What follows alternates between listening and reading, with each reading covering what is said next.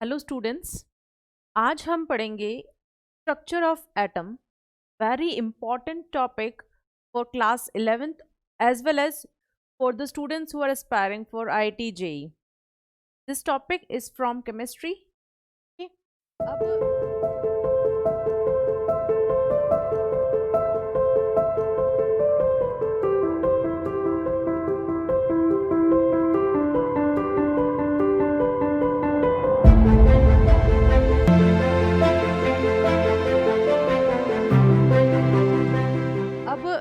यहाँ पर सबसे पहले हम एटम्स के बारे में, हम अभी तक जितना जानते हैं एटम्स के बारे में, atoms are made up of neutrons, protons and electrons. अभी तक हमारे पास एटम्स के बारे में सारी डिस्कवरी हो चुकी है।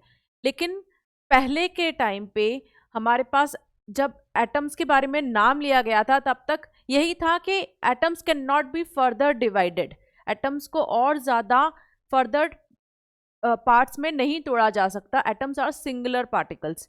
ठीक है, तो यहाँ पे हमारे पास the existence of atom has been proposed from, मतलब बहुत साल पुराना, बहुत पहले के टाइम पे एटम्स प्रपोज हुए थे कि हाँ एटम्स तो होते हैं, मतलब सारे के सारा जो मैटर है, every matter is made up of tiny particles that are atoms. But उस टाइम पे जो थ्योरी थी वो ये थी कि एटम्स आगे डिवाइड नहीं हो सकते।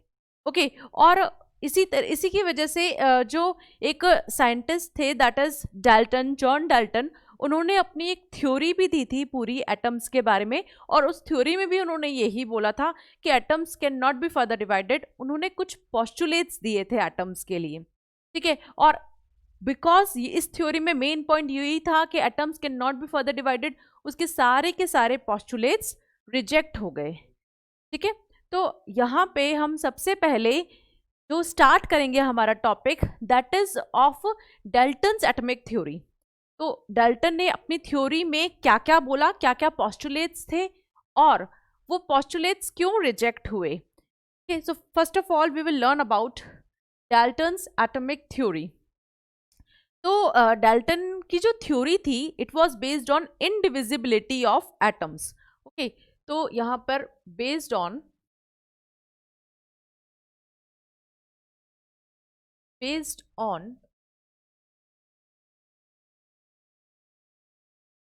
indivisibility of atoms।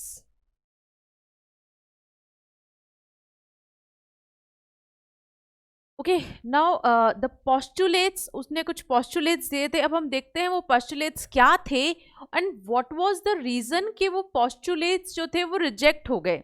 तो सबसे पहला पोस्टुलेट यही दिया था डाल्टन ने, that atoms cannot be further divided, that is atoms cannot be further divided।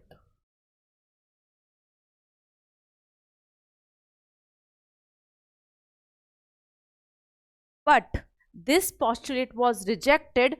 और रीजन क्या था? Atoms can be divided into electrons, protons and neutrons, और हम उनके बारे में अब अच्छी तरह से जानते भी हैं। तो it was rejected because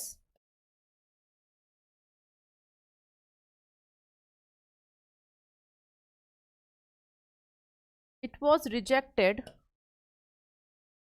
due to the existence of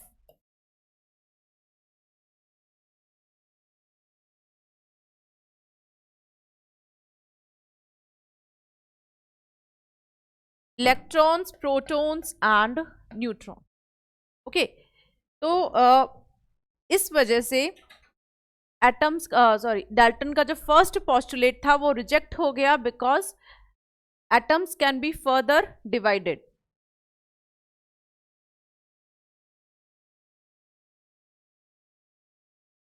कोई ना नया, मतलब, तो हमारा जो दूसरा पोस्टुलेट था डाल्टन का, सेकेंड पोस्टुलेट वाज, डाल्टन ने बोला था that atoms of same element are same and different elements are different. मतलब एक ही एलिमेंट्स के सारे एटम्स सेम होंगे और अलग अलग एलिमेंट्स के सारे एलिमेंट्स अलग अलग होंगे. But again this postulate was also rejected. अब ये पॉस्टुलेट क्यों रिजेक्ट हुआ? Because of the existence of isotopes. ठीक है, तो जो सेकंड पॉस्टुलेट था वो था that atoms of same elements are same and different elements are different. But again it was rejected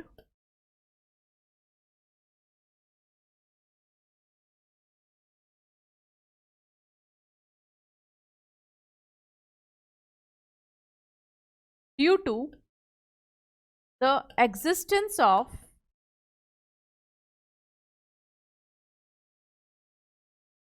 isotopes. Isotopes हमें पता है एक ही एलिमेंट के अलग अलग एटम्स. लाइक हम अगर ऑक्सीजन की बात करें तो ऑक्सीजन किस किस फॉर्म में एग्जिस्ट करता है? O16 की फॉर्म में, O17, O18 की फॉर्म में एग्जिस्ट करता है. कार्बन की बात करें तो कार्बन C12 नॉर्मली C12 में होता है, C14 में भी एग्जिस्ट करता है. ठीक है, और अगर हम हाइड्रोजन की बात करें तो hydrogen H1, this is deuterium and this is tritium, this H3.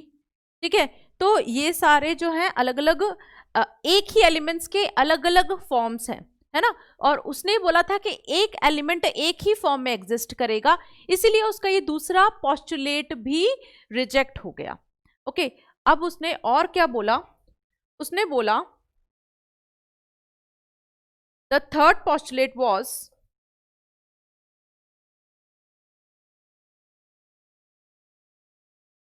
atoms cannot be further divided. Sorry, उसने बोला यस, उसने अपने थर्ड पॉस्टुलेट में बोला that atoms form combine to form a compound and the ratio in which the atoms combine, the ratio is always simple. मतलब अगर कुछ elements combine हो रहे हैं एक कंपाउंड को बनाने के लिए, तो वो जिस रेशियो में कंबाइन होंगे वो रेशियो सिंपल होगा. मतलब 1:2 हो गया या 3:5 हो गया, सिंपल रेशियो होगा. लेकिन अगेन ये पॉस्टुलेट रिजेक्ट हो गया because of the existence of non stoichiometric compounds. Non-stoichiometric compounds like, okay, I'm just writing the postulate that he said that atoms combine in simple ratio form compounds. But again it was rejected, but this was rejected due to the existence of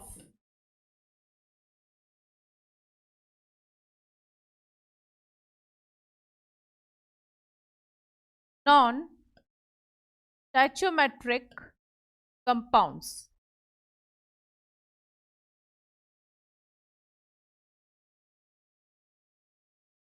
Non-stoichiometric compounds like Fe 0.93O, Fe 0.95O, nickel 0.93O.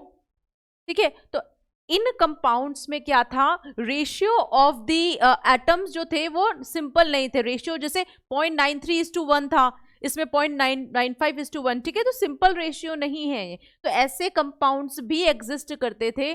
हालांकि ऐसे compounds बहुत ही कम थे, लेकिन फिर भी इनका existence था. इसीलिए ये जो पॉस्टुलेट था that atoms combine in simple ratio was also rejected by the other scientist. Okay, अब इसके बाद आया जो लास्ट पोस्टुलेट था which was given by Dalton, that atoms can neither be created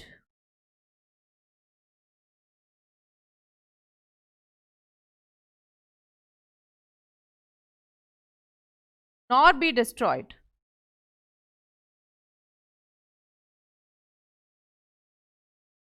तो क्या बोला था डाल्टन ने कि एटम्स को ना तो क्रिएट कर सकते हैं और ना ही उसको खत्म कर सकते हैं.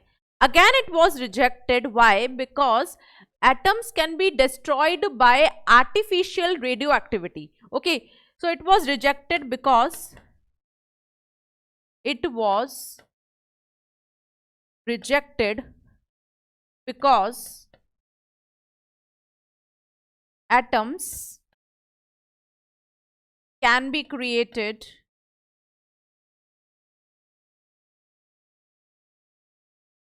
by artificial radioactivity.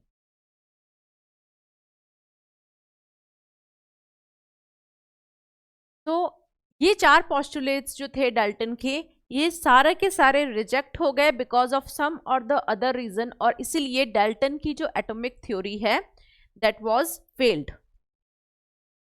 तो अब ये तो हमारा था कि प्रीवियस टाइम पे एटम्स कहाँ से इंट्रोड्यूस हुए, किसने इंट्रोड्यूस किया एटम्स को. अब क्या हुआ कि पता चल गया कि atoms can be further divided, लेकिन वो कहाँ से पता चला? स्टार्टिंग में कहाँ से पता चला कि elementary particles like electron, proton, neutrons exist करते हैं.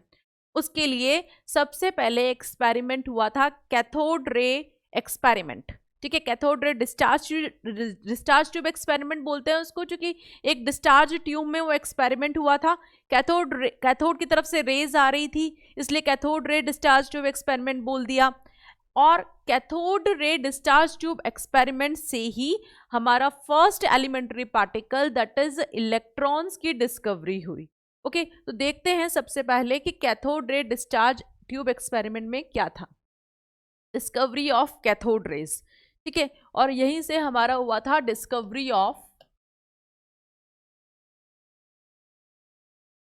इलेक्ट्रॉन्स.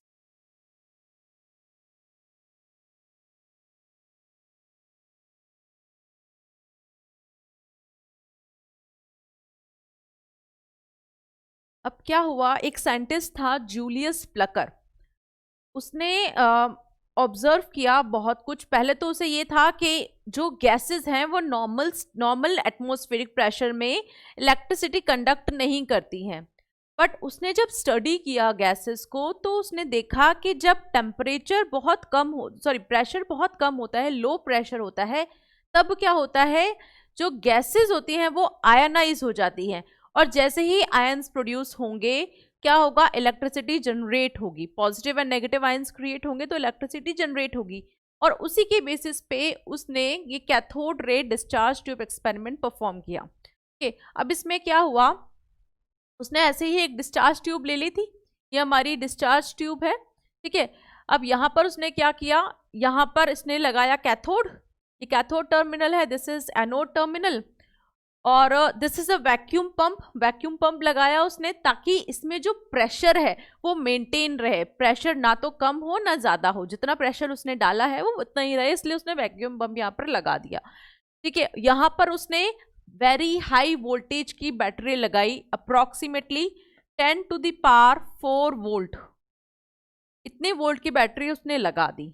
और क्या किया, यहाँ पर air at a very low pressure, इस पार्ट में उसने बहुत लो प्रेशर पे एयर को डाल दिया, अप्रोक्सीमेटली 10⁻⁻⁴ ATM. ठीक है, नॉर्मल एटमॉस्फेरिक प्रेशर हमें पता है 1 ATM होता है. उसने इतना लो एटमॉस्फेरिक प्रेशर इस ट्यूब के अंदर क्रिएट कर दिया. ठीक है, अब उसने क्या किया, यहां पर इधर ZnS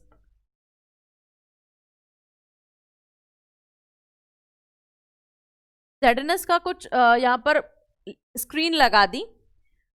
ताकि पता चले कि अगर यहाँ से कुछ रेज या कुछ आ रहा है तो अगर वो यहाँ पे स्ट्राइक करेगा तो कुछ ना कुछ चमक या कुछ शो होगा। यहाँ पर क्या हुआ, जैसे ही उसने एयर को लो प्रेशर पे डाला इस ट्यूब के अंदर, तो और यहाँ पर बैटरी लगी हुई थी, तो यहाँ से कुछ रेज आती हुई दिखी, इस टर्मिनल से आती हुई दिखी, और क्या हुआ, कहां पर गई, वो पॉजिटिव टर्मिनल पे गई, इस पॉजिटिव टर्मिनल पे वो रेज गई।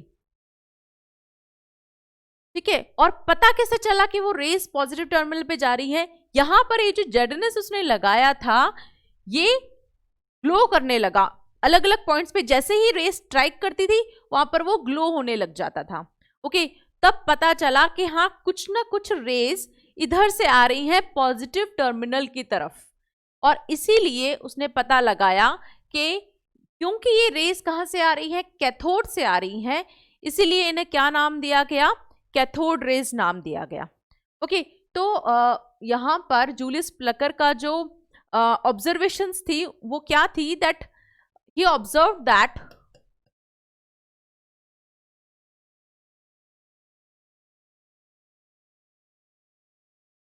normally gases does not conduct electricity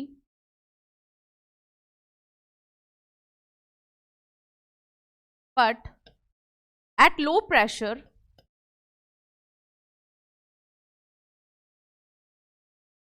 gases gets ionized।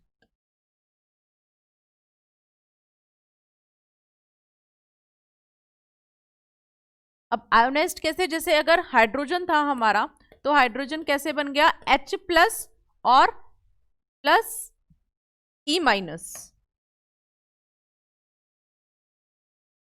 That is H plus plus E minus. इसी तरह से हमारा ऑक्सीजन हो गया तो O plus plus O minus, nitrogen हो गया तो N plus plus E minus. ठीक है, तो गैसेस, ये कोई भी गैसेस उसमें डाली गई लो प्रेशर पे तो गैसेस क्या हो गई, आयोनाइज हो गई। तो क्या हुआ फिर, जैसे ही आयोनाइज हुई तो रेज कैथोड टर्मिनल से आती हुई दिखी, कहां पर, पॉजिटिव टर्मिनल मतलब एनोड टर्मिनल पे। तो when the gases get ionized he observed some rays coming seems to be coming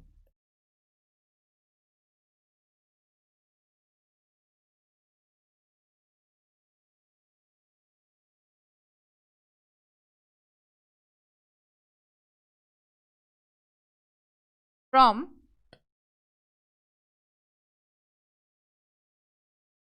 cathode. ठीक है, तो जैसे ही वो रेस कैथोड से आती हुई देखी, एक्चुअली वो रेस कैथोड से नहीं आ रही थी, गैसेस उसमें ऑलरेडी भरी हुई थी। ठीक है, और वही गैसेस यहां पर स्ट्राइक कर रही थी। ठीक है, वो गैसेस कैथोड से नहीं आ रही थी, लेकिन ऐसा लगा क्योंकि वो नेगेटिव टर्मिनल से वो पॉजिटिव टर्मिनल की तरफ आ रही है, इसलिए बोला गया कि वो कैथोड रेस से ही आ रही होंगी, and that is why these gases were named as cathode rays. Okay, seems to be coming from cathode, so these gases were named as cathode rays।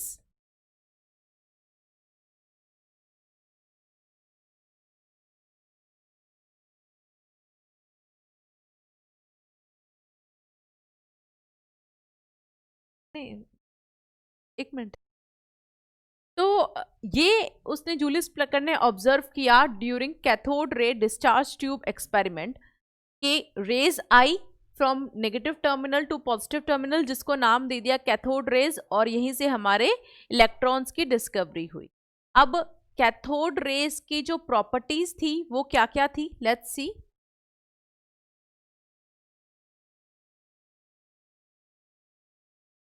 characteristics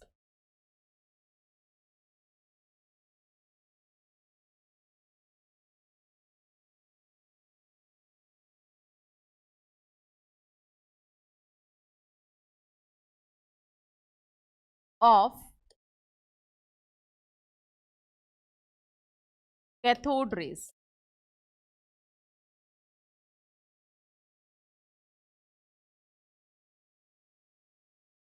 तो कैथोड रेस की क्या क्या characteristics है?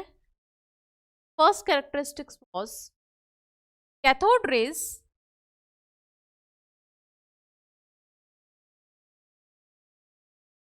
travel with very high velocity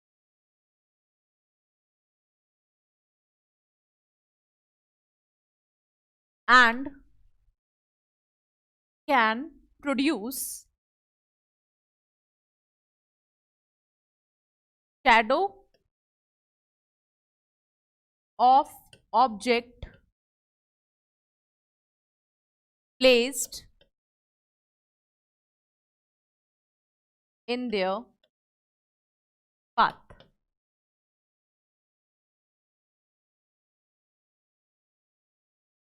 तो उसने जो observations की cathode rays के बारे में, वो क्या था? सबसे पहले कि कैथोड रेज जो थी वो ट्रैवल करती हैं, दे travel with very high velocity, बहुत ज्यादा हाई वेलोसिटी से ट्रैवल करती हैं। एंड अगर कोई ऑब्जेक्ट उनके पाथ में रखा जाए तो क्या होगा? उस ऑब्जेक्ट की इमेज भी बन जाएगी। ओके, तो this was the first observation for cathode rays. Also cathode rays produce mechanical effect.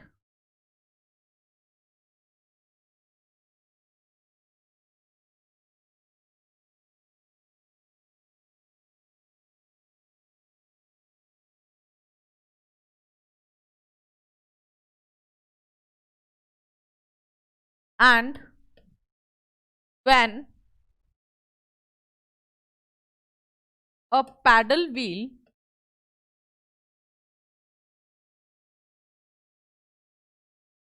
is placed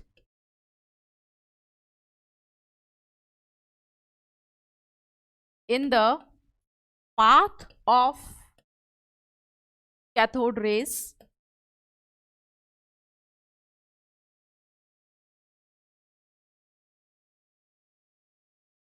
it starts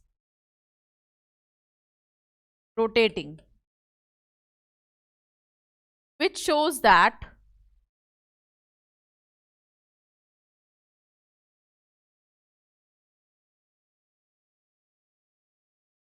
they have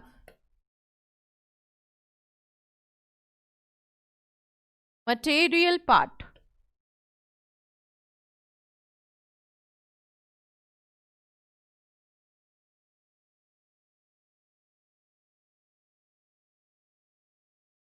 तो जो सेकेंड ऑब्जर्वेशन था कैथोड रेस के बारे में, वो था कि अगर कैथोड रेस पास हो रही हैं और उनके रूट में अगर एक पैडल व्हील को रख दिया जाए तो वो पैडल व्हील रोटेट होने लग जाएगा उन रेस की वजह से। ओके, तो इससे क्या पता चला कि कैथोड रेस के अंदर मटेरियल है, ऑब्वियसली वो घूमेगा तो किसी प्रेशर से घूमेगा, तो उन रेज में इतना प्रेशर था कि वो उस पैडल व्हील को घुमा सके। मतलब कैथोड रेस के अंदर मटेरियल था, मास था। ठीक है, तो ये दो कैरेक्टरिस्टिक्स थे कैथोड रेस के। और क्या पता किया उसने कैथोड रेस के बारे में? That is third one was when electric and magnetic field are applied in the discharge tube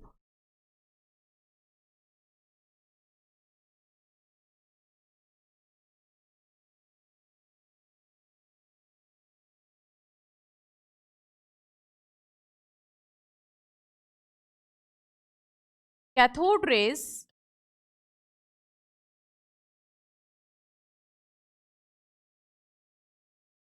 were deflected towards negative plate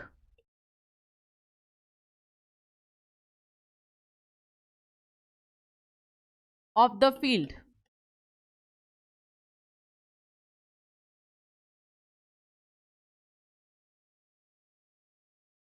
Which showed that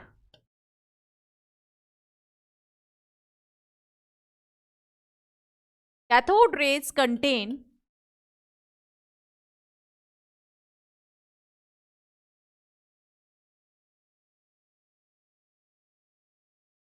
negatively charged particles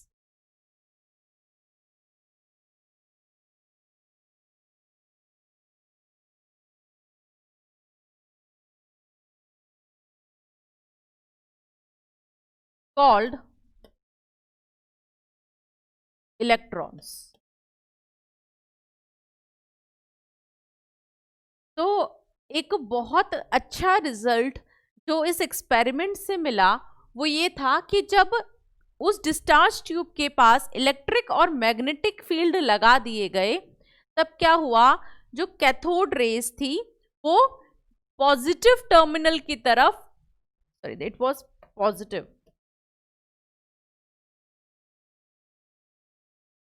positive plate. तो क्या हुआ, जो cathode rays है वो deflect हुई positive plate की तरफ। ठीक है, अब पॉजिटिव प्लेट की तरफ कब डिफ्लेक्ट होंगी, जब उनमें खुद में कौन सा चार्ज होगा, नेगेटिव चार्ज होगा।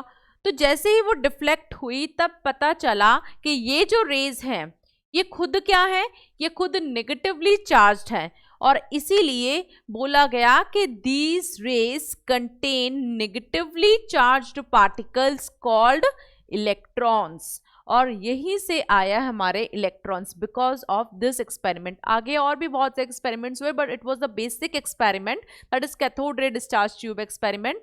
कि जो कैथोड रेज थी वो जब नेगेटिव पॉजिटिव प्लेट की तरफ रिफ्लेक्ट हुई तब हमें पता चला कि that they have some negatively charged particles which are electrons.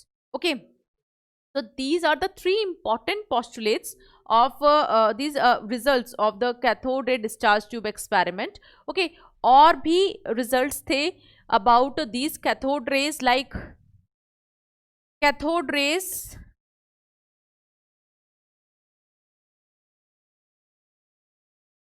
produce fluorescence. Fluorescence is चमक।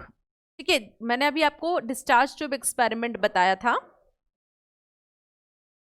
ठीक है, डिस्चार्ज ट्यूब एक्सपेरिमेंट में ये जो रेज हैं जब यहां पर जा रही थी, ठीक है, तो एक चमक प्रोड्यूस हो रही थी ना, फ्लोरोसेंस प्रोड्यूस हो रहा था।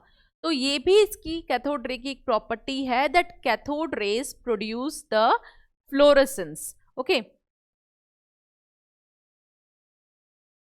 नेक्स्ट जो प्रॉपर्टी थी that is cathode rays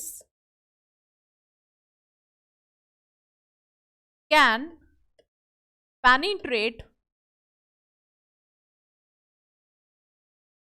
through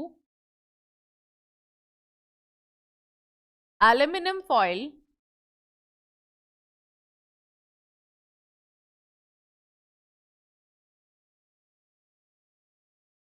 and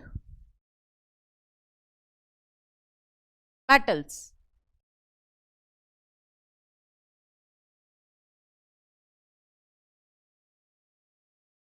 तो इसमें क्या था, ये ऑब्जर्वेशन क्या था कि अगर कैथोड रेस के पाथ में एल्यूमिनियम फॉइल या किसी और मेटल की फॉइल को रख दिया जाए तो वो उस फॉइल में छेद करते हुए आगे निकल जाएंगी।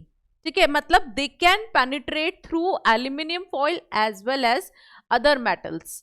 ठीक है, तो ये भी एक इंपॉर्टेंट प्रॉपर्टी थी कैथोड रेस की। ठीक है, also cathode rays can affect photographic plate. Cathode rays affect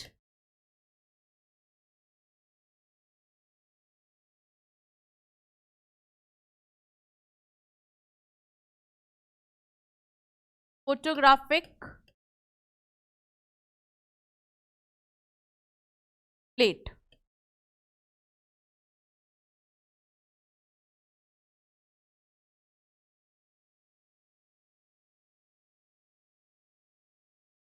है ना, शेडोज वगैरह बनाने के लिए, शेडोज मैंने भी को फर्स्ट उसमें बताया था रिजल्ट में कि cathode rays can produce the shadow. Okay, तो फोटोग्राफिक प्लेट के लिए cathode rays affect the photographic plate, they can produce shadows and all.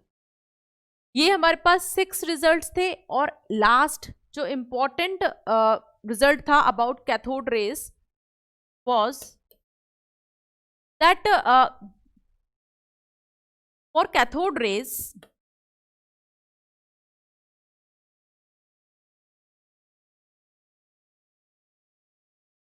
the charge to the mass ratio, charge to the mass ratio, which is also called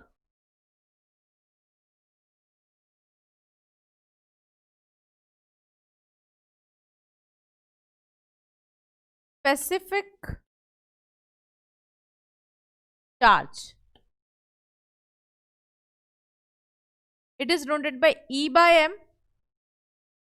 यहां पर E जो है वो electron नहीं है, E is the charge, और हम इसको Q by M भी बोल सकते हैं, Q by M, where Q is the charge। ठीक है ना।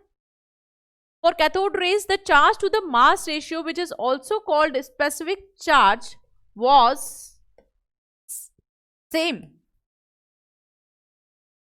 for all type of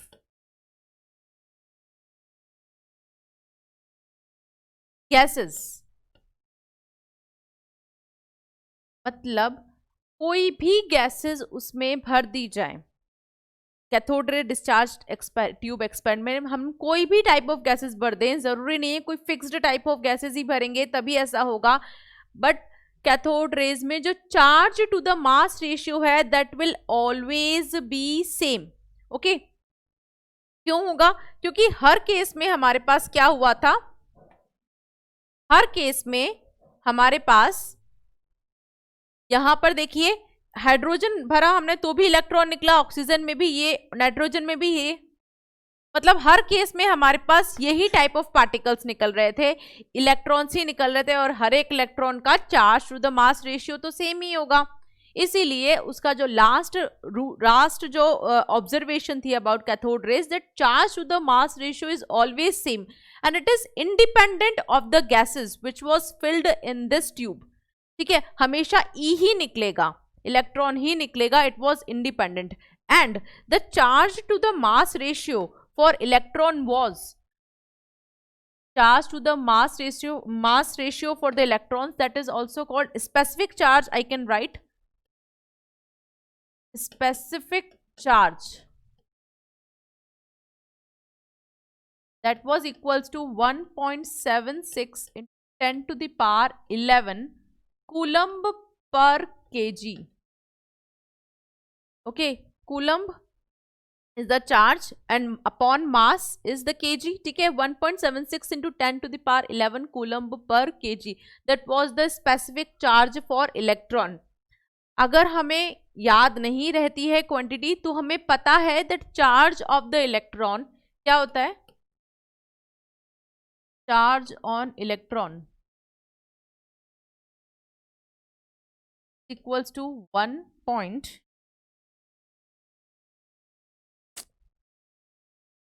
1.6 into 10 to the power minus 19 coulomb and mass of electrons, mass of electron कितना होता है 9.1 into 10 to the power minus 31।